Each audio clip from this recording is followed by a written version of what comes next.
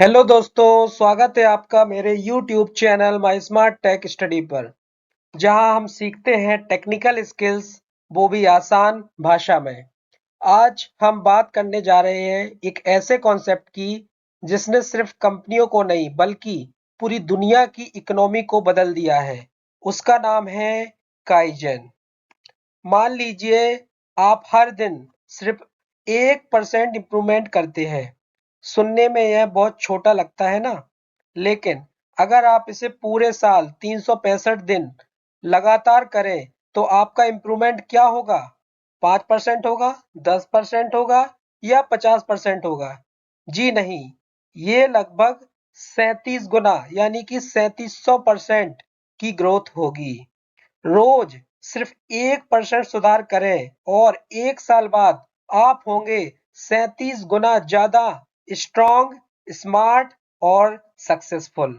यही है छोटे छोटे सुधारों की ताकत और यही है काइजेन का मैजिक। कंटिन्यूअस इंप्रूवमेंट यानी निरंतर सुधार। अब आप सोच रहे होंगे, आखिर ये काइजन क्या है, कहां से आया, इसे कैसे अपनाएं और ये इतना पॉपुलर क्यों है कि टोयोटा जैसी कंपनियां इसे अपनाकर दुनिया की सबसे बड़ी ऑटोमोबाइल कंपनी बन गई। तो दोस्तों, आज के इस वीडियो में हम स्टेप बाय स्टेप समझेंगे काइजन क्या है, इसका इतिहास क्या है, काइजन में इस्तेमाल होने वाले टूल्स, काइजन कहाँ इम्प्लीमेंट किया जा सकता है, इसे स्टेप वाइज कैसे इम्प्लीमेंट करें, स्टैंडर्ड काइजन फॉर्मेट या टेम्पलेट कैसे बनाते हैं, इसके क्या फायदे हैं और सबसे जरूरी रियल लाइफ एग्जांपल्स जिनसे आप भी काइजन को अपने वर्क प्लेस या पर्सनल लाइफ में लागू कर सकते हैं। और सबसे मजेदार बात यह है कि इस वीडियो को देखने के बाद आपके पास ऐसे प्रैक्टिकल आइडियाज होंगे जिन्हें आप अगले ही दिन अपने ऑफिस, फैक्ट्री, पढ़ाई या बिजनेस में यूज कर पाएंगे।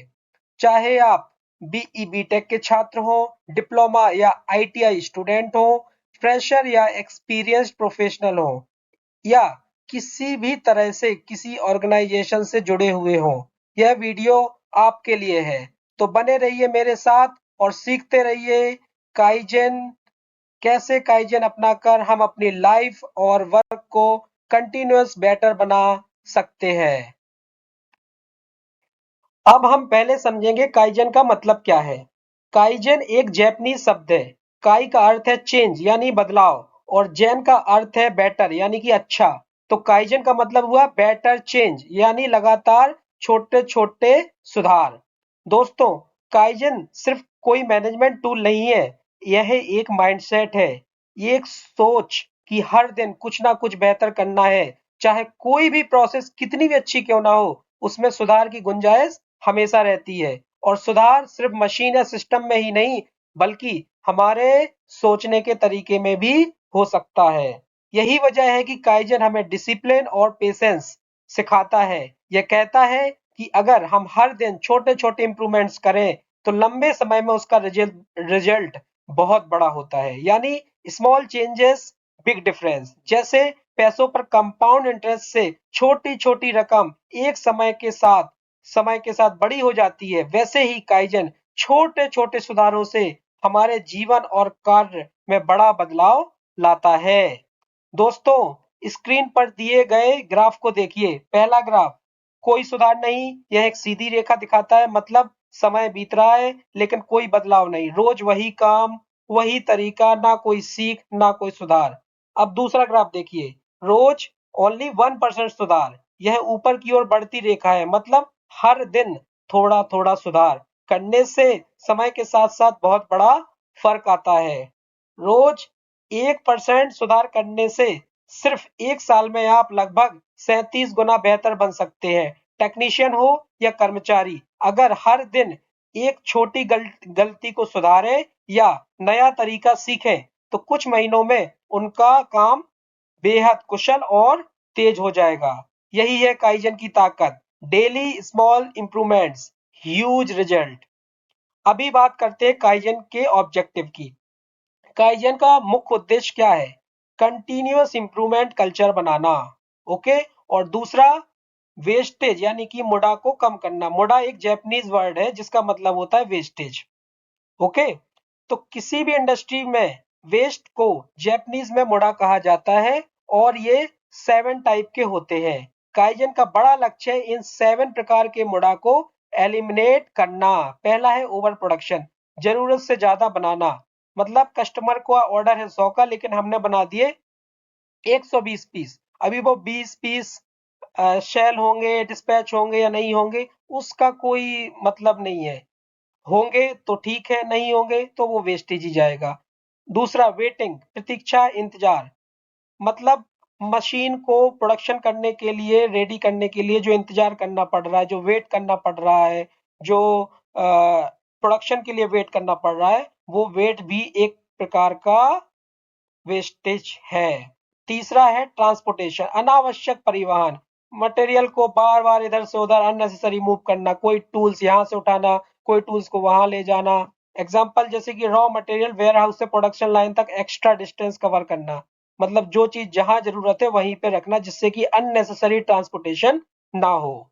Fourth, over processing. मतलब जरूरत से ज्यादा स्टेप, इंस्पेक्शन या प्रोसेस करना। जिस प्रोसेस के लिए जितने इंस्पेक्शन या जितने ऑपरेशनल एसओपी की जरूरत है, सिर्फ उतना ही करना, जरूरत से ज्यादा प्रोसेस नहीं करना। एक प्रोडक्ट पर एक्स्ट्रा पॉलिशिंग करना, जबकि कस्टमर को उसकी रिक्वायरमेंट ही नहीं है, तो उतना ही करना जितनी जरूरत हो। फिफ्थ, इन्वेंट्री, अधिक स्टॉक रखना। मतलब extra raw material finish good को स्टॉक करके रखना। मतलब वो भी एक तरह का वेस्टेज ही है। 6 महीने का रॉ मटेरियल स्टॉक रखना, जिससे स्पेस और मनी दोनों ब्लॉक हो जाता है। इसलिए मटेरियल का प्रॉपर मूवमेंट होना चाहिए। इन्वेंट्री या अधिक स्टॉक ब्लॉकेज नहीं करना है। फिर है मोशन, अनावश्यक मूवमेंट, जैसे कि ऑपरेटर या मशीन की बेकार मूवमेंट। जैसे कि एक वर्कर है, वो बार बार टूल्स को ढूंढने के लिए इधर से उधर चल रहा है, मटेरियल पार्ट्स लेने के लिए कई बार वेयरहाउस तक जाना पड़ रहा है, तो ये सब भी अनावश्यक मोशन भी वेस्टेज है। इसके बाद है डिफेक्ट्स, खराबी। अभी हम जो बना रहे हैं उसमें कोई भी डिफेक्ट्स आए तो वो तो वेस्टेज है ही। डिफेक्टिव प्रोडक्ट बनाना या रीवर्क की जरूरत करना। एग्जाम्पल है फॉल्टी वेल्डिंग, जिसे दोबारा करना पड़े, तो ये भी वेस्टेज है। काइजेन का कोर ऑब्जेक्टिव है continuous improvement plus zero waste, यानी कि मुड़ा को रिडक्शन करना, एलिमिनेट करना। जब ऑर्गेनाइजेशन इन 7 स्टेप को, मुड़ा को सिस्टमेटिकली एलिमिनेट करती है, तो इफिशियंसी, कॉस्ट सेविंग, सेफ्टी और कस्टमर सेटिस्फेक्शन सभी इंप्रूवमेंट होते हैं। इसलिए काइजेन बहुत इंपॉर्टेंट है इन वेस्टेज को कम करना या पूरी तरह से एलिमिनेट करने के लिए। अब हम समझेंगे काइजन का इतिहास। काइजन की शुरुआत हुई जापान से। स्क्रीन पर जो तस्वीर आप देख रहे हैं, ये है मासाकी इमाई, जापान के एक मैनेजमेंट कंसल्टेंट। इन्हें कहा जाता है फादर ऑफ काइजन। इनका मानना था कि छोटे छोटे लगातार सुधार समय के साथ बड़े बदलाव और सफलता ला सकते हैं। काइजन का जन्म सेकेंड वर्ल्ड वॉर के बाद हुआ। उस समय जापान को अपनी इकोनॉमी को फिर से खड़ा करना था। रिसोर्सेस सीमित थे, लेकिन सुधार की जरूरत हर जगह थी। और यहीं से विचार आया काइजन का। हर दिन थोड़ा सुधार करो और समय के साथ बड़ा असर देखो। 1950 के दशक में टोयोटा ने काइजन को अपने प्रोडक्शन सिस्टम में लागू किया।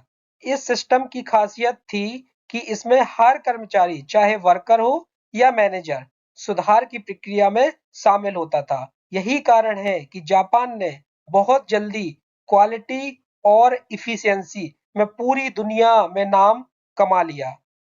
1986 में मासाकी इमाई ने अपनी मशहूर किताब प्रकाशित की, kaizen the key to Japan's competitive success.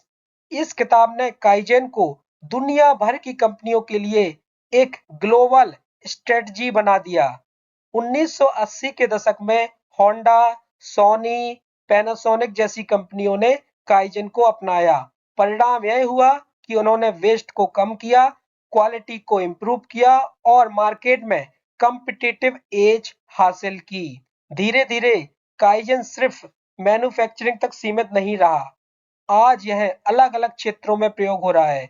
Health care में मरीजों को देखभाल और हॉस्पिटल वर्कफ्लो सुधारने में, एजुकेशन में स्कूल प्रशासन और पढ़ाई के तरीकों में, बैंकिंग में प्रोसेस टाइम और कस्टमर सर्विस बेहतर बनाने में, गवर्नमेंट और ऑफिस वर्कफ्लो में इफिशिएंट या दक्षता लाने में, और सॉफ्टवेयर डेवलपमेंट में एजाइल और लीन मेथड्स के साथ तेज डिलीवरी देने में। आज का मॉडर्न काइजेन अब और भी उन्नत हो चुका है। अब इसे कहते हैं डाटा ड्रिवन काइजेन, जहां सुधार केवल अनुभव पर नहीं बल्कि डाटा एनालिसिस, ईआरपी सिस्टम, लीन डैशबोर्ड और केपीआई ट्रैकिंग पर आधारित होता है। आज कई कंपनियों ने काइजेन को अपने कर्मचारी के केपीआई और टारगेट का हिस्सा बना दिया है। उदाहरण के तौर पर हर तिमाही यानी कि हर क्वार्टर में कम से कम एक काइजेन करना अनिवार्य कर दिया है। इसका मतलब है कि काइजेन अब केवल एक फिलॉसफी नहीं बल्कि इंडस्ट्री के लिए एक कोर रिक्वायरमेंट बन चुका है। दोस्तों, यही है काइजेन का सफर, जापान से लेकर दुनिया तक।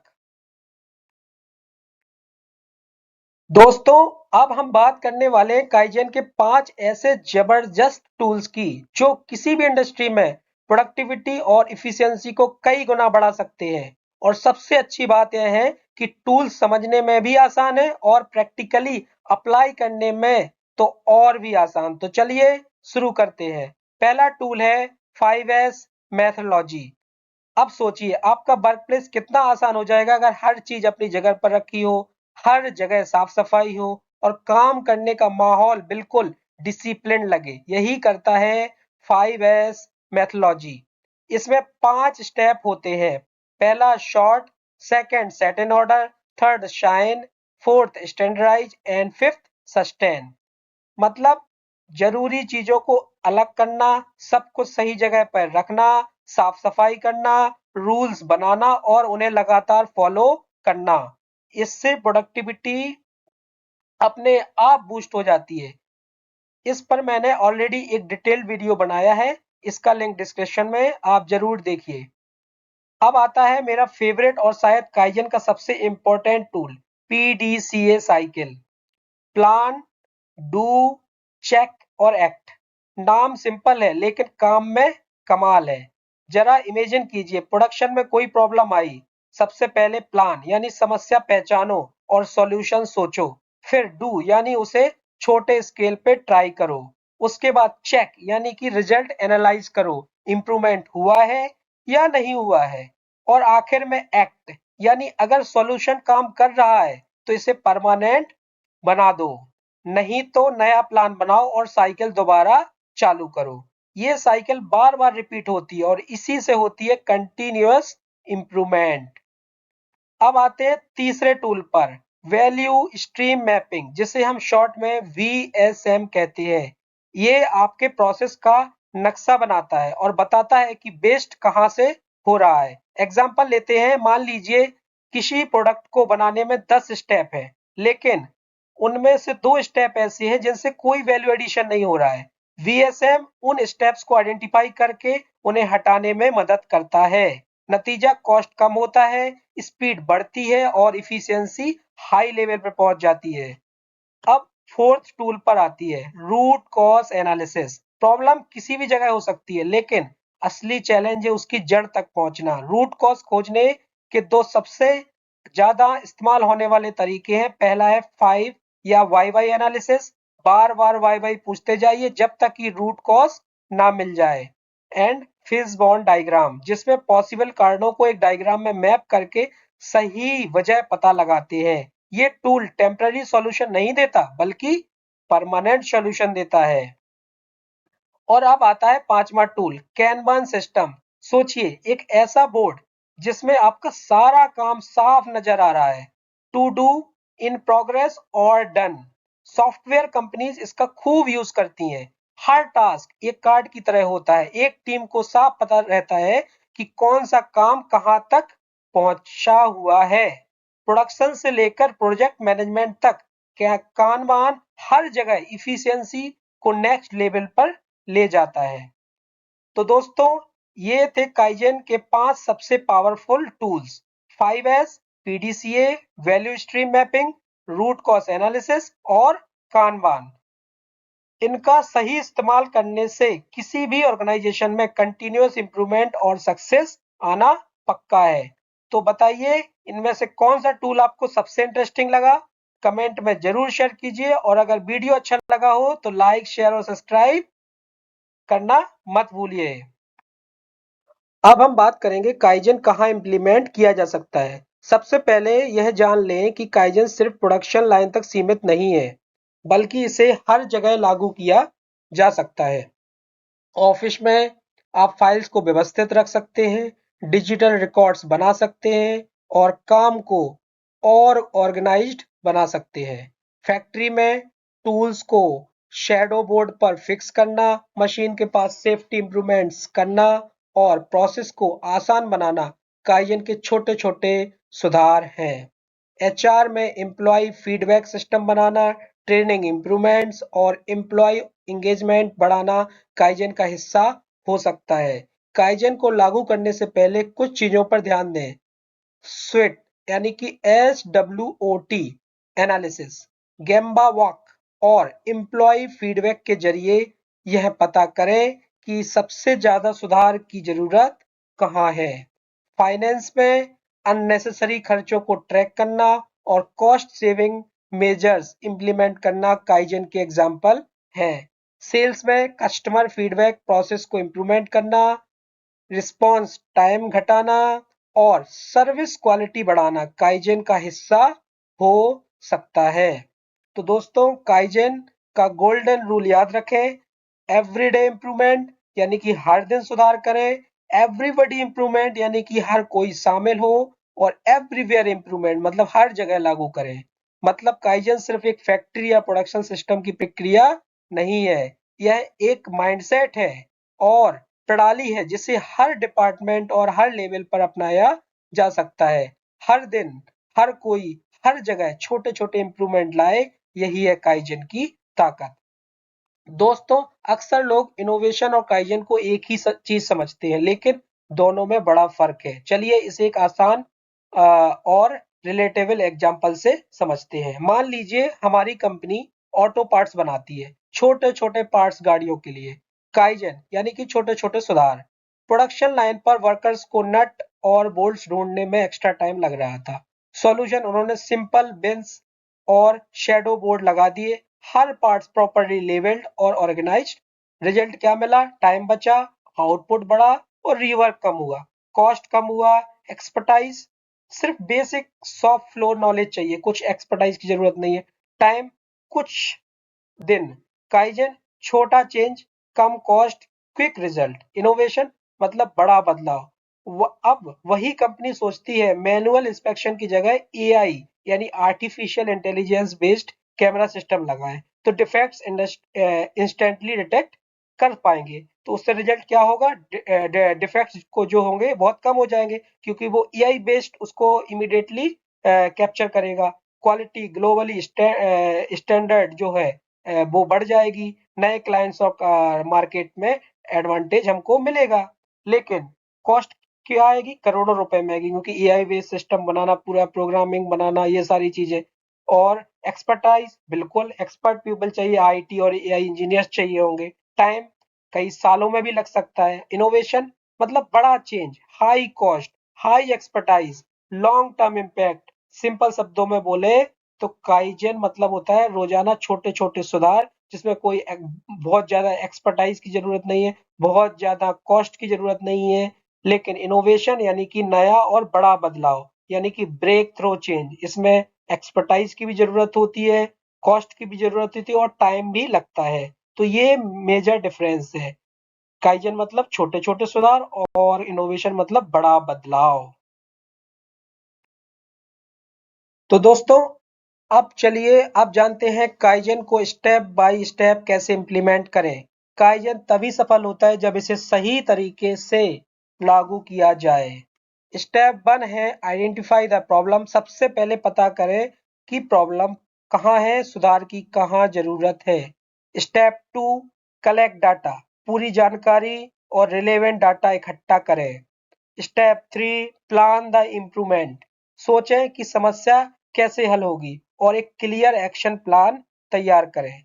Step 4, do on small scale, सुधार को पहले छोटे पैमाने पर इम्प्लीमेंट करें ताकि रिस्क कम रहे और सीखने का मौका मिले। स्टेप 5, चेक रिजल्ट, देखें कि बदलाव में कितना असर किया गया और इम्प्रूवमेंट हुए या नहीं हुए। Step 6, standardise the implement act, अगर सुधार सफल हुआ है तो इसे स्टैंडर्ड प्रोसेस में शामिल करें। Step 7, review and repeat, kaizen continuous improvement, इसलिए इसे रेगुलर बेसिस पर रिव्यू करें और दोहराते रहें। लेकिन ध्यान दें, काइजन तभी सफल होगा जब हर कर्मचारी एक्टिवली शामिल हो। एवरीवन्स इन्वॉल्वमेंट, सुधार छोटे लेकिन लगातार हो। स्मॉल बट कंटिन्यूअस इंप्रूवमेंट, फैसले डेटा के आधार पर लिए जाए ना कि इमोशन या इसके आधार पर। डाटा ड्रिवन डिसीजंस हो। टीम को सक्षम या सशक्त बनाया जाए। एम्पावरमेंट, याद रखिए काइजन सिर्फ कोई प्रोजेक्ट नहीं है, यह एक कल्चर है। इसके लिए धैर्य और कंसिस्टेंसी सबसे जरूरी है। साथ ही टॉप डाउन और बॉटम अप दोनों अप्रोच अपनाना जरूरी है। टॉप टू डाउन होना चाहिए और बॉटम टू अप होना चाहिए। और सबसे अहम, छोटे छोटे क्विक विंस दिखाना जरूरी है ताकि लोग उत्साहित रहें और आगे भी एक्टिवली पार्टिसिपेट करें। तो दोस्तों, यही है काइजन को स्टेप वाइज इंप्लीमेंट करने का आसान और इफेक्टिव तरीका।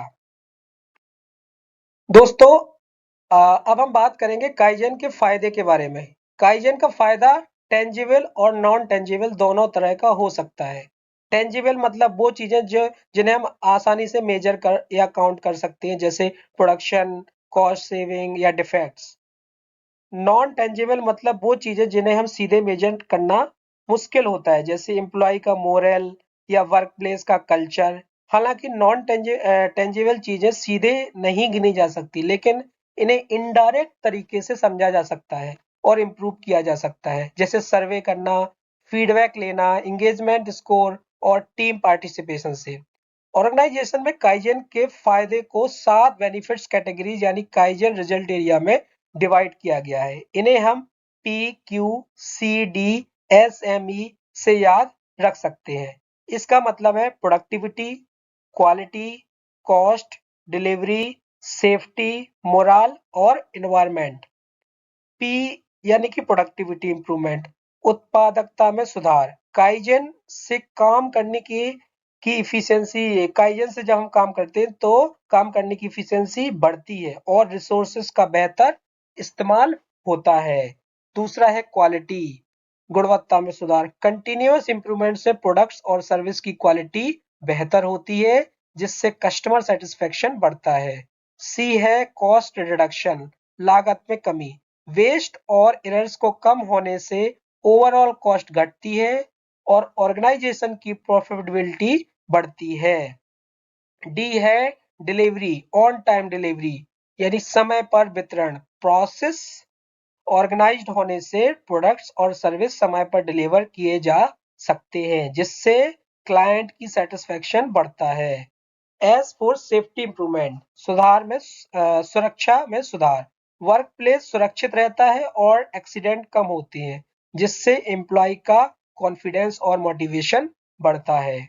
एम मीन्स मोरल एनहेंसमेंट, मनोबल में वृद्धि।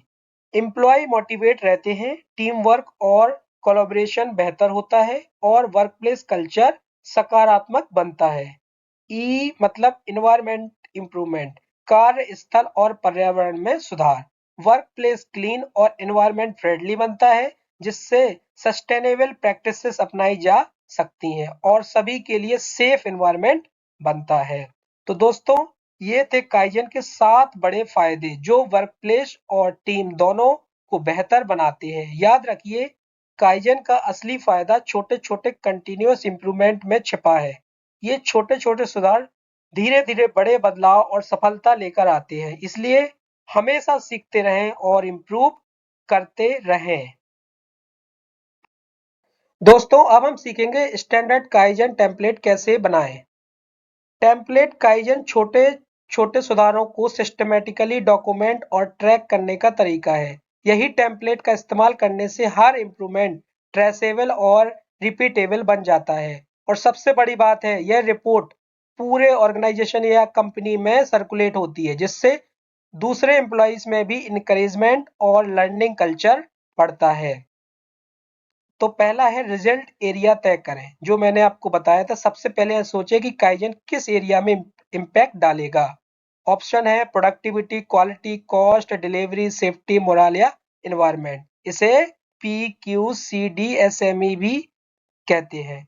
तो ये सबसे पहले ये बताना है कि ये किस को इम्पैक्ट करेगा, मतलब ये जो काम कर रहे हैं इस पे किस में इम्प्रूवमेंट होगा। इन 7 जो हमने बेनिफिट्स एरिया बताए हैं, उनमें से किस एरिया को ये इम्पैक्ट करेगा। यह स्टेप बहुत जरूरी है, क्योंकि इससे पता चलता है कि इम्प्रूवमेंट का फोकस कहाँ है, क्या बेनिफिट्स जनरेट होगा। दूसरा है काइजन टाइटल लिखें। टाइटल हमेशा शॉर्ट, क्लियर और मतलब समझने में इजीली होना चाहिए। बहुत बड़ा सेंटेंस नहीं लिखना है। उदाहरण के लिए जैसे कि reduce tool change time in fresh machine.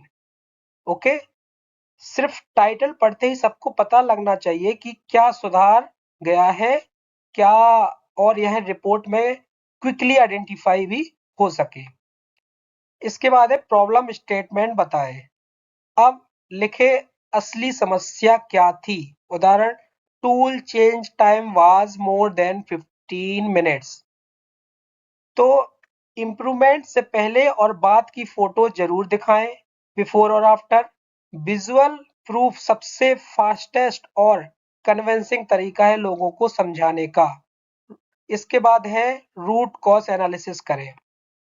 यह यूज करें 5 why technique. Step by step पूछें क्यों यह समस्या हुई। रिपीट 5 बार रूट जब तक कि रूट कॉज तक ना पहुंच जाए। फाइनल रूट कॉज क्लियरली लिखें, जैसे lack of 5S and SOP। क्यों टूल चेंज का टाइम क्यों बढ़ रहा है, क्योंकि 5S और SOP प्रॉपर नहीं थी। तो ये इसका रूट कॉज लिखा, तो ये हमको टेम्पलेट में डालना है। ओके, इससे पता चलता है कि समस्या की जड़ कहाँ है और इसका सही सॉल्यूशन इम्प्लीमेंट किया जा सकता है। इसके बाद है रिजल्ट दिखाएं। आप लिखें कि इम्प्रूवमेंट के बाद क्या बेनिफिट हुआ। उदाहरण के तौर पर, tool change time reduce from 20 minutes to 2 minutes, 13 hours saved per month. Okay, numbers और फैक्ट्स दिखाने में इम्पैक्ट इंस्टेंटली समझ आता है और क्रेडिबिलिटी भी बढ़ती है। तो आपको प्रॉपर दिखाना है कि बेनिफिट कितना हुआ, वो भी नंबर्स में। इसके बाद आता है स्टैंडर्डाइजेशन प्लान करें। इंप्रूवमेंट्स को लॉन्ग टर्म सस्टेन करने के लिए स्टेप्स लिखें। इसके बाद जैसे कि tool, storage, location defined and SOP created, ये हमारा इसका स्टैंडर्डाइजेशन है।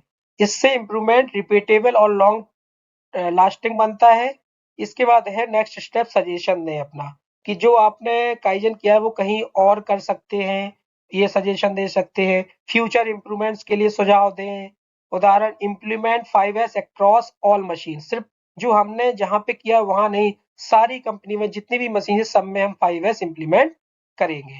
यह स्टेप कंटिन्यूअस इंप्रूवमेंट कल्चर को स्ट्रेंथ करता है और नए आइडियाज को इनकरेज करता है। तो हमने समझा कि टेम्पलेट्स में क्या क्या इंपॉर्टेंट टर्म्स है और उनको कैसे डालते हैं। ये टेम्पलेट का फॉर्मेट भी मैंने आपको दिया है। दोस्तों, अब हम देखेंगे कुछ बेहतरीन काइजन उदाहरण जो वर्कप्लेस को सुरक्षित, व्यवस्थित और स्मार्ट बनाते हैं। हर उदाहरण में बिफोर और आफ्टर की तुलना से आपको स्पष्ट समझ में आ जाएगा कि छोटे छोटे सुधार कैसे बड़ा असर डालते हैं। पहली फोटो देखिए आप, एक वॉशरूम की है। पहले जब मोशन सेंसर नहीं लगा तो हुआ था, आफ्टर जब मोशन सेंसर लग गया।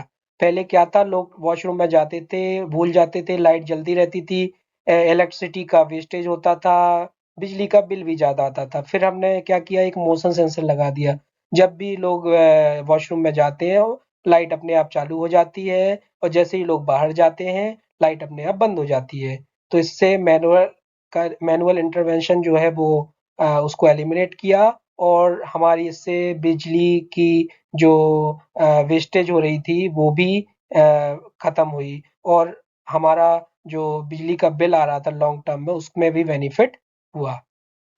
अभी दूसरा देखिए, हमारे घरों में पानी की टंकी होती है, तो हम मोटर चालू कर देते हैं, तो पानी जब टंकी भर जाती है तो पानी गिरता रहता है, फिर हमको पता चलता है कि पानी गिर रहा है, तो फिर हम मोटर बंद करते हैं, जिससे वाटर का और बिजली का दोनों का नुकसान होता है। फिर हमने क्या किया, एक वाटर लेवल कंट्रोलर लगा दिया। ये कंट्रोलर क्या है, जैसे ही पानी की टंकी भरती है, उस सेंसर को अपना सिग्नल देता है और उसके बाद इस मोटर को अपने आप ट्रिप कर देता है, जिससे ना पानी का वेस्टेज होता है और ना ही इलेक्ट्रिसिटी यानी बिजली का वेस्टेज होता है। तो तीसरा अगर हम देखेंगे तो एक हमारे मेंटेनेंस वर्क ऑफिस की फोटो है, जिसमें पहली फोटो देखिए, सारी फाइलें ऐसी पड़ी हुई हैं, सारे टूल्स ऐसे पड़े हुए हैं। फिर हमने क्या किया, उन टूल्स को प्रॉपर रख दिया, सारी फाइलों को प्रॉपर रख दिया, सारी फाइलों की प्रॉपर इंडेक्सिंग कर दी, जिससे हमको जब भी जो भी डॉक्यूमेंट की जरूरत पड़ती है, हम इस पे इंडेक्स में देख के उसी फाइल में जाके देख के उस डॉक्यूमेंट को ले सकते हैं, और जिस टूल्स की जरूरत पड़ती है उस टूल्स को भी ले सकते हैं। तो ये एक छोटा सा काम है, लेकिन इससे आप देखेंगे तो हमारे डेली की जो वर्क करने की इफिशियंसी है वो कितनी ज्यादा इम्प्रूवमेंट हो जाएगी। अभी अगली फोटो देखते हैं, ये सेफ्टी से रिलेटेड है। पहले क्या है, मशीन के जो मूविंग पार्ट्स हैं वो ओपन एरिया में मूवमेंट कर रहे हैं, जिससे कि हम उसके आसपास काम करेंगे तो हम उसकी चपेट में आ सकते हैं। तो क्या किया हमने, एक केज लगा दिया, और केज के साथ साथ क्या लगा दिया, एक इंटरलॉक सिस्टम लगा दिया। तो अब जब भी ये मशीन चलेगी तो ये केज सिस्टम हमको सुरक्षित रखेगा, और जब भी ये केज ओपन रहेगा तो इसमें इंटरलॉकिंग दे दिया, तब तक ये मशीन चालू नहीं होगी, तो जिससे हमारे वर्क प्लेस की सेफ्टी बढ़ जाएगी। अगली फोटो देखिए, ये वॉकवे सेफ्टी के लिए किया गया है। पहले क्या था, कोई भी चीज पड़ी हुई थी वॉकवे के जहाँ पे वॉकवे में जाते हैं रास्ते में, फिर हमने क्या किया, वो सारी चीजों को हटा दिया, और हमने वहां पे ये लिख दिया कि नो मटेरियल स्टोरेज जोन, और वहां पे प्रॉपर इंडिकेशन मार्किंग कर दी, जिससे क्या होगा कि फ्यूचर में कोई वहां पे सामान भी नहीं रखेगा, क्योंकि उनको पता है कि ये वॉकवे है। और दूसरा चीज क्या है कि ये हमारे आने जाने के लिए सुरक्षित रहेगा, जिससे कि ना हमारा कोई ट्रिप हैजार्ड हो सकता है, और ना हम किसी भी तरह से इस पे फंस के गिर सकते हैं। तो इससे एक छोटे से काम से एक बड़ा इम्प्रूवमेंट हुआ है। इसके बाद आगे की फोटो देखेंगे तो पहले क्या था, हमारे फैक्ट्री में देखेंगे तो डिफरेंट डिफरेंट टाइप के मटेरियल्स होते हैं, कुछ जो कि हमारे लिए हानिकारक नहीं होते, लेकिन कुछ मटेरियल जो होते हैं बहुत हानिकारक होते हैं, उनको प्रॉपर केयर के साथ हैंडल करना पड़ता है। तो पहले सारा मटेरियल एक जगह ऐसे ही बिखरा हुआ था, जिसमें सब तरह के मिक्स्ड मटेरियल थे। फिर हमने क्या किया, उनको प्रॉपर सेग्रीगेट कर दिया और उनका एमएसडीएस लगा दिया, मटेरियल सेफ्टी डाटा शीट। तो अभी जो मटेरियल जितना ज्यादा खतरनाक होगा, उसको हमको उतने ही प्रॉपरली केयर करना पड़ेगा। तो उसके बेसिस पे हम उसको प्रॉपरली केयर कर सकते हैं, और जब जिस मटेरियल की जरूरत होगी वो भी हम ले सकते हैं। तो इससे क्या हुआ, वर्क प्लेस की सेफ्टी बढ़ गई। तो ये छोटे छोटे से एग्जाम्पल थे जो हम अपने डेली ऑफिस, घर, अपने फैक्ट्री में कर सकते हैं, अपने स्कूल कॉलेज में भी कर सकते हैं। इन छोटे छोटे इम्प्रूवमेंट से हमको एक बड़ा फायदा होता है, हमारे डेली लाइफ जो है उस वो बहुत इजी बन जाती है और बहुत प्रोडक्टिव भी बन जाती है। ओके, तो दोस्तों आपने देखा कि काइजन कैसी हमारी जिंदगी और वर्क प्लेस को बदल सकता है। याद रखिए, काइजन कोई प्रोजेक्ट नहीं है, बल्कि एक कल्चर है। अगर हम रोजाना छोटे छोटे सुधार करते हैं तो बड़ी सक्सेस अपने आप मिल जाएगी। यही है काइजन की असली ताकत। और अगर आपको ये वीडियो जानकारीपूर्ण लगा हो तो लाइक जरूर करें, कमेंट में बताएं कि अगला वीडियो किस टॉपिक पर चाहिए, शेयर करें अपने दोस्तों और टीम के साथ, और सब्सक्राइब करें माई स्मार्ट टेक स्टडी चैनल को, ताकि आपको मिलते रहे ऐसी ही प्रैक्टिकल और टेक्निकल नॉलेज, वो भी आसान भाषा में। मिलते हैं अगले वीडियो में एक नए टॉपिक के साथ। तब तक के लिए सुरक्षित रहिए, सीखते रहिए और अपनी स्किल्स को लगातार इम्प्रूव करते रहिए। धन्यवाद।